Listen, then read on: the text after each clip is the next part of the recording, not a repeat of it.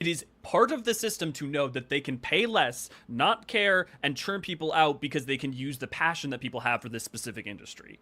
I'm not saying that like, shake fist. I'm just saying that literally working for Activision, having talked to them, Right. it is literally part of their plan. It is part of like your contract and Right. how it You is can't. situated. Is like, we're going to work you as hard as possible for 6 months, if you're a QA tester, and then you are going to be not able to work in the game industry for another 6 months, and then you Correct. can come back. Like everything is designed to churn people out, and it's creating bad results. So Yeah, I if you, applied for a promotion at work this last week, and my boss said, "You are qualified to do it, and I will do it if you want. But the reason I don't want to promote you is I want us to have a long conversation about how you're going to maintain work-life balance and how this works for your wife," which he said by name, because here are the things that you have mentioned are important to you, and I want to make sure that we have protections in place for that.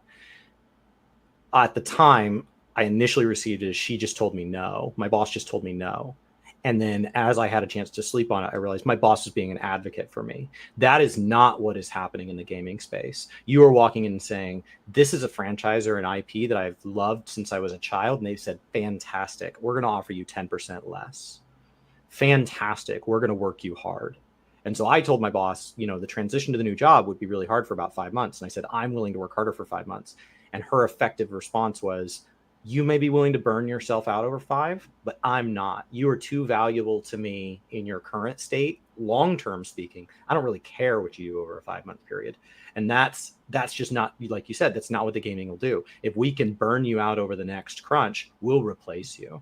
And that's just, that's why you see and it's problems over and resulted over. in bad games because we've had these games that have just had massive turnover. We've seen multiple these basically effectively quadruple A billion-dollar things. And it's like, it's not quadruple A because that whole purchase price, which does make it quadruple A, was not applied to one title. That title was made 10 times. We had to redo work over and over and over that didn't make it into the final product because we kept turning over the team. And none of them are moving in a healthy manner. They're all on the edge of what they can manage at all times. We just hear horror stories about the workload. And that's before there's anything about somebody getting mistreated because of what group they're in or anything that would be considered a crime. That's before any of that. Like just the workload itself is already a reason that and even just this on top of that, right? The lack of security. It's like you don't have financial security, and that's considered a positive, and you don't have even job security. Right. So it's like you don't. Project could be canned at any time, and a union could say you are required to have this much in the bank, and you are required to pay it out. We see this with athletes, we see this with actors, where like something happens, a movie doesn't get made. Are they still paid? If they're hurt on set, are they still paid? Like these are questions that, and sometimes a union does a good job negotiating it, sometimes it doesn't. There's been some real frustrations about certain unions in the way that they have not been responsive enough to AI specifically. Of course, I get that. But the alternative is nobody advocating on your behalf. Like the alternative is substantially worse. I'm really interested to see what kind of knock-on effects this does have. And because, ultimately, will we ever see, like we have with SAG-AFTRA, where it's like, is there just a union that encompasses the designers, the engineers, the testers? We saw the testers already. They kicked off with that. Is it studio by studio, or do you see something bigger, more broad? Happen. Just a gaming union. Gaming union. All gaming employees across. I've advocated that. I wish us gamers actually had a consumer advocacy group. People were like, "Oh, the ESRB advocates for the companies, not for gamers." And so one of the things that when people have complained about microtransactions and all these various things, I was like, the only real solution that I can think of is that we would have to form some kind of consumer advocacy group. And that would require gamers opening your wallet, because then you'd have that lobbyist at Congress saying, hey, this isn't good. Like it's good for the company, but it isn't good for the consumer. It's ruining kids' brains with these gambling mechanics, yada, yada, yada. Let's talk about, and my solution is, I don't think that they should get rid of it. I don't want to go in and say the government needs to flex on how you choose to monetize your game. But if you got gambling mechanics, it's an M-rated game. I don't care what else it has. Just make it an M-rated, like 21 a name. Just like gambling. And it's like, show your ID at time of purchase. You can do it. It's rated R. That's fine. Go for it. We're not stopping you. We're just now informing the commuter, the consumer. I can buy alcohol today. I could leave here and go buy alcohol, but I cannot. My nephew cannot buy alcohol. Right. Or at the very least, too, like a a metric crap ton more transparency, right? Like I know obviously there's a lot of gotchas that label their drop rates because they legally have to. Thanks to Amazon got sued right? because they were manipulating it all behind the scenes. The New York Police Department right now, it turns out they promised transparency and then aren't giving. Yeah, and then they were taking things down. What? Yeah. So what enforces that transparency? How do we know what's there? Like what really gives us that? What's the metric? So like I don't know. I think for starters, let's just protect gaming employees. I think that they are a portion of the gaming community. They're the portion most abused in most cases. Not all, but in most cases, because they're getting abused as gamers and as employees. Like they're getting hit from both sides. And I just think you will get I think certain problems are never going to disappear, but I think certain problems are going to be lessened just on a sheer fact that institutional knowledge is just going to become more widespread.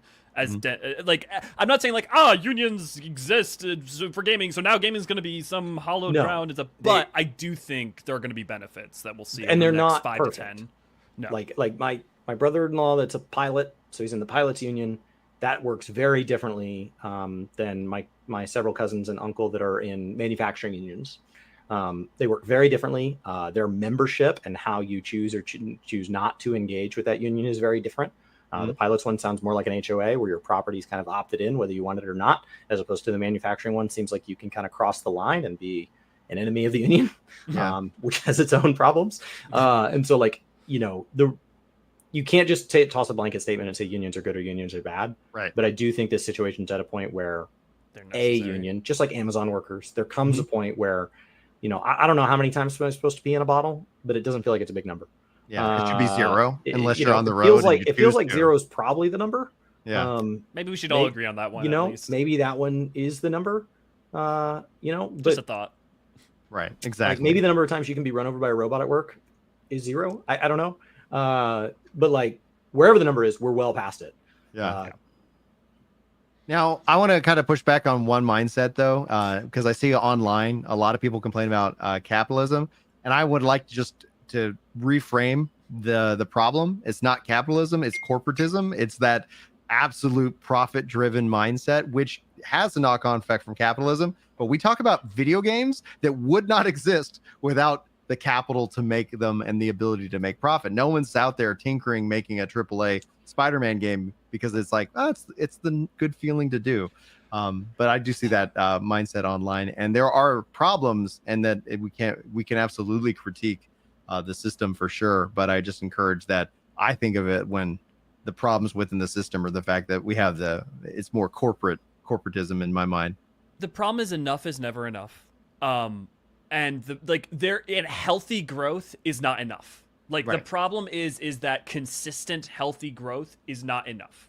It really, I think a lot of it in part comes down to that. Because that greed is good mindset where it's like, we got to just like, okay, get my bag and screw 10 years from now. Right. We're only thinking it, in a 3-month, cycle. The quarterly goals determining what a CEO is bonused and stuff has led to a lot of bad behavior because they're not encouraged to think about 5 and 10 years from now, as opposed to employees that are less like Arizona Iced Tea or whatever was asked why they don't drive for more profit now, and he goes, because we don't need it. But he also caps his salary at like a percentage of what the lowest paid person is. Yeah. So like he doesn't make more than I think like 4x or 5x of anybody at the company. So there's some ratio, and like obviously he can be the highest paid, but he's just said like, just tell me where the median or the lowest. I don't remember how he sets his salary, but it's something where he said like, here's what the range of employees at my company are, and based on that we will set mine, not independent of that. Like like an airplane manufacturer that keeps most of its doors while flying, they might get a 50% raise in a year, and that just seems silly. Like you shouldn't get a raise in any door that you landed with less doors than you took off. Like I don't know where we agree on that rule. I don't think the issue is really with growth. Like I would actually kind of focus the mindset on the fiduciary responsibility, because I've talked to many CEOs. I've talked to a lot of people in leadership positions that say, I wish I could do that, but I have a financial responsibility to the shareholders. And this is something where we've seen with manufacturing, like talking about unions shipping overseas, where even from a national security risk, this is not a good move for us. We shouldn't have China make all of our medications, and then all of a sudden a pandemic hits, and okay, we don't have the manufacturing here to do it, but the financial fiduciary responsibility. And if we were able to maybe just somewhat attack that a little bit, to where you can be like, how do we have a good fiduciary responsibility that isn't quarter by quarter basis, but we're talking decade by decade, generation by generation, that's renewable, that's building out like infrastructure, that's getting rid of Microsoft's 18-month contract policy. Dude, no, I am that's really what it is. Like, it's way more exciting to make a $10,000 gain in your net worth in a day because you put it in whatever Pelosi told you to, than it is to say, cool, this year by my birthday, I'm going to be worth the 1% more I should be based on my plan. Like, that's so boring. Yeah. And on the other end, like when I say growth, you're right. It's easy to imagine like it's all greed of like CEOs, and it's more complicated than that, where it is like financial bruises. Like you legally cannot be emphasizing the if you have the choice between 5% and 7% in what seems like an obvious way, you're going to choose the 7% because you are legally required to, right? You have to. But that's like, I'm legally required to do this, and I don't think this is the right thing to do. Right. And that's why I say on a macro level growth. It just that like as a collectively as a society we have like the system that we have currently is set up to say 7% must always be better than 5%, only thinking within the quarter, never thinking. And we're getting better at it. 10. There are times now that you see within local governments where they don't have to always accept the lowest bid. We've gotten better and better at legislation that says like I have to accept the lowest value bid, and so I can start to come in and say this person's building at this quality or this person has this track record. And so they didn't come in at the lowest bid, but they came in at the second or third lowest bid. So they seem to be within market range, and we have a reason to trust them over the new guy. And so like, we are slowly learning. Slow learning is hard to get excited about. It's really exciting to report on the never before done good or bad news, usually bad, as opposed to saying, hey, the infant mortality rate has declined by 3% over a 20-year period. That's a wonderful thing. It's not exciting. And so like bureaucracy is improving, but it is designed for gridlock. That is plan A. That is thank goodness. Like we don't want a system that swings way left or way right on a 2 to 6 year period. That's insanity. But what that's resulted in is a system where that also means that poorly working things also get equally entrenched. And so when we look at something like the gaming industry, there's a lot of bad behavior that would be really hard to sort out. I don't want to just rip the Band-Aid off and just say, come in with a power drill and just get rid of anything that looks bad. We would lose a lot of things along the process.